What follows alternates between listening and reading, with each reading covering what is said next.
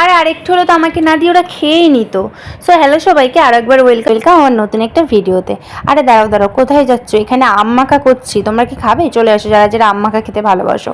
আর আশা করি সবাই আম্মাকা খেতে ভালোবাসো। তো ব্যাপারটা কি হয়েছে, আমি গিয়ে দেখছি আমার ননদ এদিকে আম মাখছে, আমার ননদ আর আমার যা।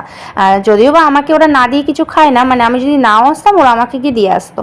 তাও দেখি যে এসে দেখি যে আম মাখছে, তো ভাবলাম চলো তাহলে বসে যাওয়া যাক। তো যাই হোক দেখো এখানে পুরো আমটা কিন্তু ননদে একাই সব কুড়েছে।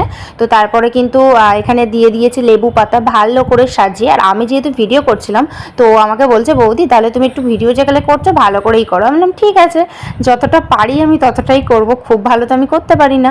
তো তারপরে দেখো এখানে লঙ্কাটাকে ভালো করে মেখে নিয়ে আমার তো এখন জিভের জল চলে আসছে এডিট করার সময়। যাই হোক এটা কয়েকদিন আগেই মাখা, আজকে পোস্ট করব।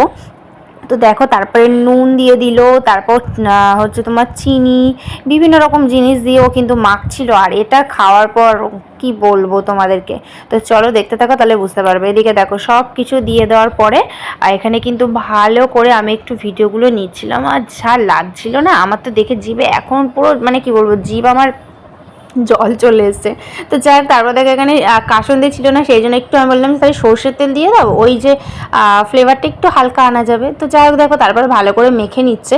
আর ও যেহেতু একা হাতে করেছে তো ওর হাতে কিন্তু প্রচণ্ড জ্বালা করছিল, কারণ লঙ্কার ডলে দিয়েছে বুঝতে পারছো। এখানে কিন্তু গুঁড়ো লঙ্কা দিইনি, কারণ গুঁড়ো লঙ্কা দিলে না প্রচণ্ড পরিমাণ পেট জ্বালা করে। যাই হোক তারপরে দেখো কলা পাতাটা এইভাবে মুড়িয়ে নিয়ে উফ, তারপরে এই যে এর মধ্যে দিয়ে দিল। এইবার চলো খেয়ে দেখা যাক কেমন টেস্ট হয়েছে।